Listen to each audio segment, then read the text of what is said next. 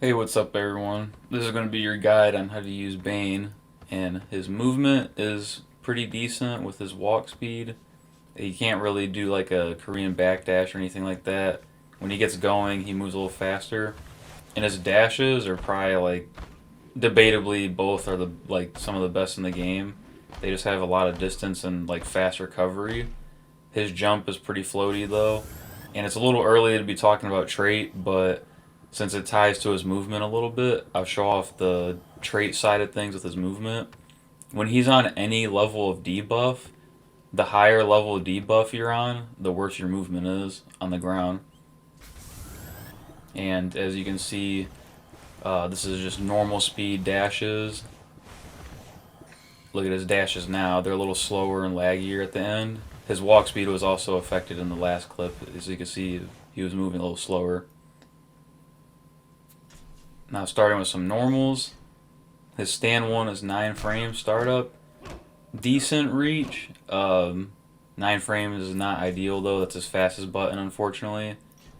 His back 1 is one of his best buttons. A 17 frame starting low that's plus 12 on block. Really good stagger. And just really good for pressure and recovers very fast on whiff. Back 2, 18 frame low starter. And more on this later, but it's also one of his tick throws on block into his command grab. Down 1, his down 1's unfortunately 11 frames, but it is a low starter and reaches pretty far. Plus 3 on block. Not traditional that a poke is like that, but it's good for offense, very bad for defense. His down 2, reaches far horizontally and vertically, and is another one of his normals that tick throw into his command grab. And it's a decent anti-air. Usually, if you're ready for a jump that comes in, you can usually beat that jump in. And you have some decent conversion options off of it. If you hit them high enough from down 2, you can actually get a back 3. Just like Doomsday, Bane also has a body splash, but with how floaty his jump is, his body splash isn't that good. And this is just his throw range. It's not too bad. Most grapplers, or most big bodies, have like pretty far-reaching throws. His back throw kind of sends them far away, though, unfortunately. Now onto some string. Excuse me. Onto some strings. 113. Just a nice plus on block, plus 3 on block string. It's also special cancelable. Back 1-1, it's a double low. It's only minus 2 on block. And it also tick throws on block with his command grab. Back 1-1-2, it's a plus 1 on block. And it's just a special cancelable string you can use to end combos in. And the gravity scaling on back 1-1-2 is always unscaled on the last hit. 1-2-3, it's mainly going to be a tool you use for combos. 2-2-3 as well, it's just mainly a combo tool. Never really using 1-2-3 or 2-2-3 on block. Back 2-3, it's plus 5, and it does have a backdash gap, but you can obviously mix that up in your pressure and stuff and with your specials. And Bane isn't really a combo machine, so you kind of have to use bounce cancels with him. So you could do 1-1-3, meter burn back 3.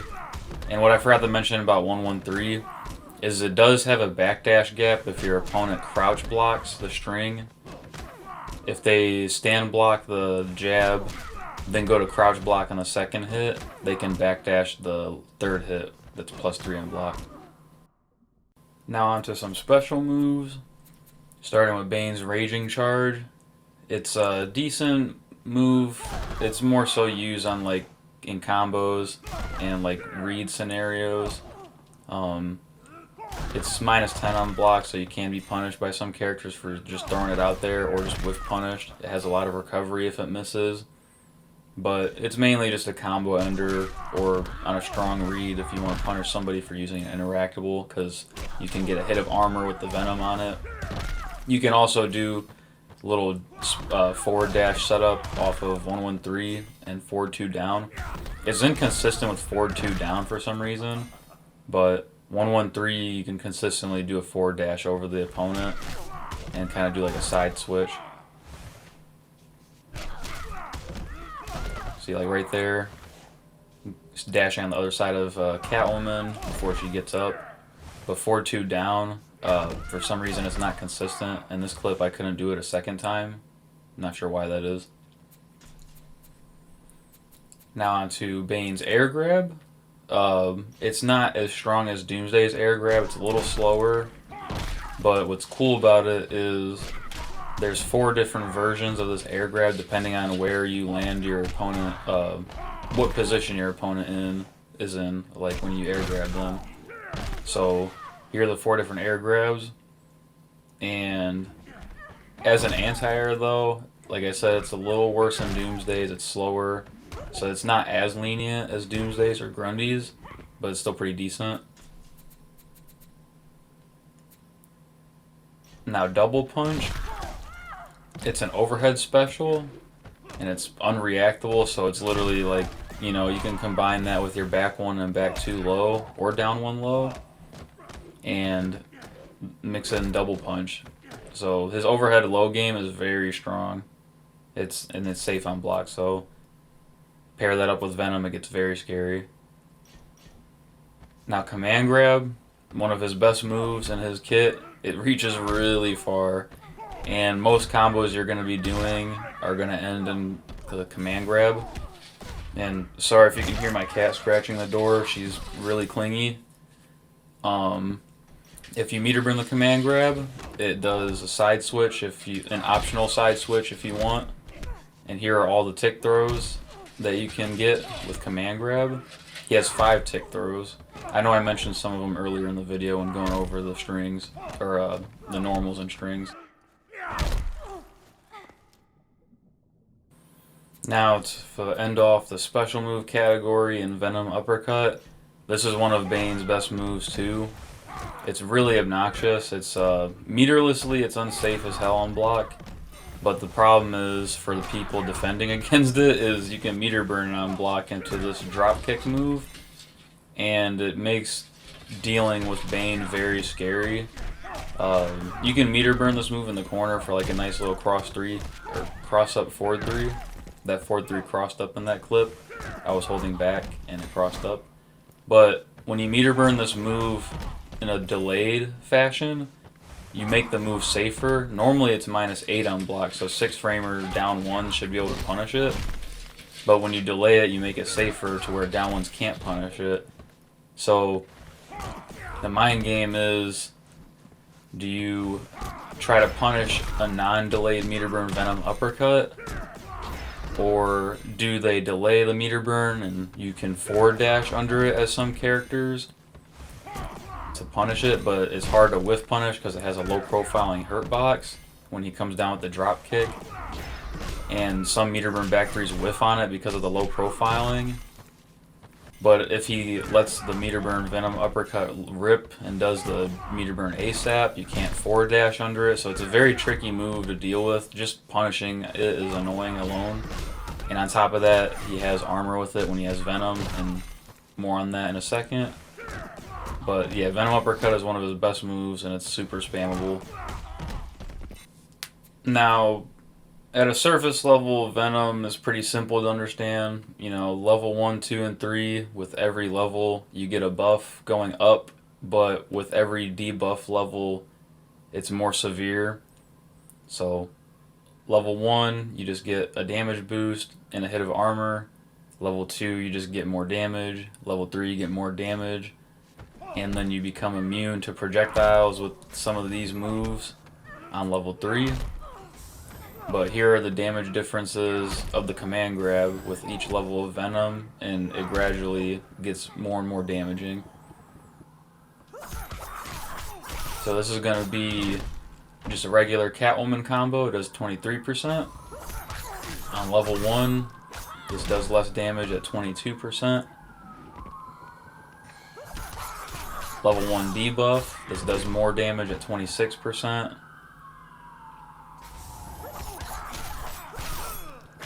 Level 2 Venom, this does 20%.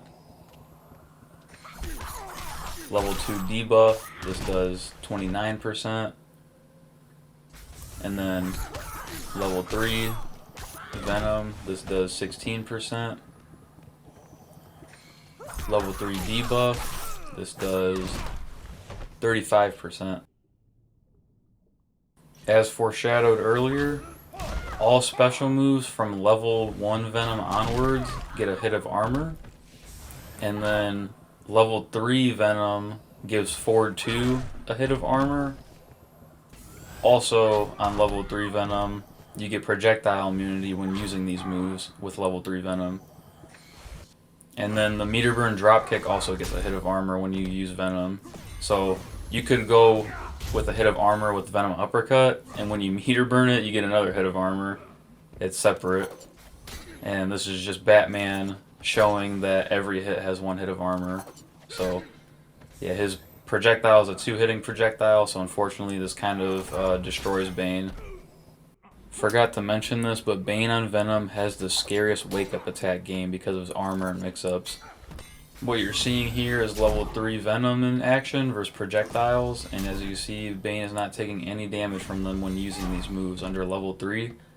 Also, level 3 Venom breaks armor with these special moves and Forward 2 only. So just like every other grappler in this game I covered so far, Bane has the same mind games off command grabs, and in this demonstration what I'm showing is Cat Claws is normally safe on block versus Bane because he's too slow to punish it, but you can use the command grab as like a hit of armor to absorb the Cat Claws, and the Cat Claws invincibility will make the grab whiff, but then you can still punish it while she's going under the recovery frames of Cat Claws. So you can almost use it as like a flash parry-ish like move. Now there are some characters that can backdash command grab Oki, like Batman. So some characters like this, you're going to have to chase their backdash with your own forward dash to punish. And the mental stack is a little higher when enforcing your Oki against these characters. But some characters like Catwoman can't backdash command grab on Oki, which is fun. Also, when you're using Venom, you can use the hit of armor to take like an interactable or something to punish your opponent for using it. And it varies like depending on the interactables used, because some interactables you recover super fast from, but if you know your interactables well enough, you can punish accordingly. Some characters can't even do anything like this without spending meter, because some characters have to resort to using meter burn forward 3s or back 3s and then doing it that way. Bane unfortunately cannot do down 1 interactable bounce, but if you do land an interactable bounce, you can do like a little cheesy forward 3 cross up, which is pretty cool. And then this is some like hidden tech I found years ago, but it's super hard to replicate on purpose. But you can make forward 2 down cross up in the corner, and it's inconsistent. For some reason it doesn't always cross up, it's hard to make cross up. For the most part, this is like a minute thing, but like if you're on level 3 debuff, which is like the main significant debuff to be on since it lasts the longest, you can like purposely do long stally combos instead of doing regular ones to just drag out that Venom cooldown a little bit.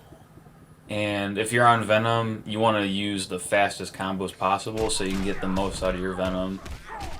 So you don't want to take too long with those combos on Venom. Now this is going to be like the hardest thing to explain, but when clashing, regardless if you're the one initiating it or not, Venom has some weird interactions with it. So, for starters, you get put on cooldown if you're on Venom after a clash, no matter whose clash it is.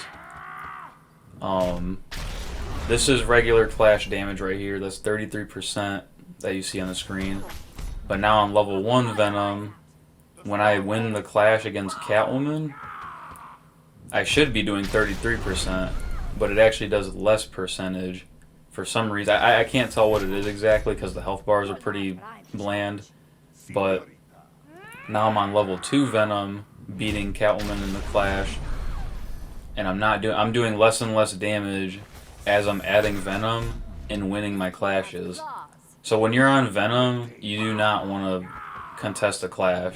When like you don't want to try to do damage from a clash when using Venom. You're just gonna do less damage than you should. It's like a glitch or something. Come to mama. And on the opposite side, if you're being dealt damage from a clash, like if you're losing a clash and you're on Venom, you take more damage. So like I'm on level 3 Venom, and Catwoman should be doing 33%, but she's actually doing like around 40, I think. And this is just showing, this is a clip of not being on Venom and her winning a clash and doing normal damage like she's supposed to. This clip right here is being on debuff, and the clashes work normally when you're on debuff and a clash happens, so you don't have to worry about it on cooldown, surprisingly. You would think it would affect it on cooldown, but that's not the case. This clip is not being in Venom, and this is Catwoman dealing 15% by winning a clash with 1 bar. But when you're on Venom and she wins this clash, it's supposed to be doing 15%, but she does a little more than 15%. If you are on level 2 or 3 Venom, you'll take more damage in this situation. So, in short terms, it's kind of hard to wrap your head around, but when clashing, if you are on Venom of any level, you usually don't want to try to deal damage from a clash because you're just going to do less damage than you should because of the dumb glitch. And you just have to hope your opponent doesn't have meter to spend like over you, because obviously if you initiate the clash, usually you're trying to get your health back. But if you were on Venom when you clashed and they have more meter than you could possibly get hurt in the process. So just, it does kind of suck. Sometimes you have to be mindful when clashing. Like, did you clash when you were on Venom, or were you on cooldown by the time you clashed? Because if you were, then in that case you're fine. Or if you just had no Venom to begin with. So when clashing on Venom, you just have to be careful that your opponent has less meter than you. That way if you initiate it, you can get your health back instead of taking more damage than normal. Two things I forgot to mention, but another reason why Venom Uppercut's super annoying is because it randomly crosses up in the corner a lot when you're walking back. And two, push block isn't always good to do against Bane because the armor will either actually punish the push block or it'll just be like a neutral situation. And if you're blocking too far away, you actually can't push block. And that also applies to Grundy and Doomsday. They can also beat push block. Now onto Bane's super move. It's a mid command grab, and while it sounds good, it's really not, unfortunately, because Bane doesn't have a way to stop you in the air. It's not like Reiko's command grab super in MK1 to where he can do like the anti-air grab or just let it rip on the ground. So it's always going to be a mid command grab. So you can always just jump it, unfortunately. And it does tick throw, but again, the cinematic makes it reactable and you just hold jump. And cinematics in general in NRS games have been pretty bad as far as like the buffer system. You could end up like buffering something as the defender, and for some reason NRS cinematics make it to where like if you buffer something as the defender in the first couple frames and the super move comes out, it overwrites your inputs and like then nothing comes out on your end and you can just escape the super move. So that kind of kills the super in some areas. Like, I know Capcom games, if you buffer anything on any frame and you commit it to like mashing or something, you're screwed. Or like a level 3 command grab special in UMVC3, like Nemesis or something, you will get grabbed if you were just blocking originally. The second that cinematic started. Unfortunately, NRS cinematics don't work like that, so if you were just crouch blocking during the cinematic, you're going to be jailed into it in Marvel games, but not in NRS games. And if that was the case in NRS games, the super would actually be really good. Like if the inputs you did, or if you were just blocking during the cinematic startup and you were locked, then yeah, that would be great for Bane, but that's not the case, unfortunately. And as always, actually before I even mention that, Bane, while he does seem like a gigantic meatball that can just steamroll you. He was one of the most overrated characters in the game's prime, and I know it seems like it's a crazy statement, but there's just a lot of matchups in this game that he gets countered by. Like, a lot of characters ended up beating him in a fleshed out meta, and he's one of the characters that has multiple losing 3-7 matchups, which is crazy to say because of how crazy he is as a character. So he's like a mid-tier character, like mid-high tier character. But yeah, one of the most overrated characters during the game's prime, and yeah, it's just crazy to think that he's in that position with how strong he is. Like, if you don't beat this character, he's so scary to deal with. And if you don't know how to fight against Bane, even in a losing matchup, he could just potentially beat you. So he's one of the biggest knowledge checks in this game, kind of similar to Doomsday, but like on a scarier level. And as always, here's some modern day footage of what Bane would look like in 2026.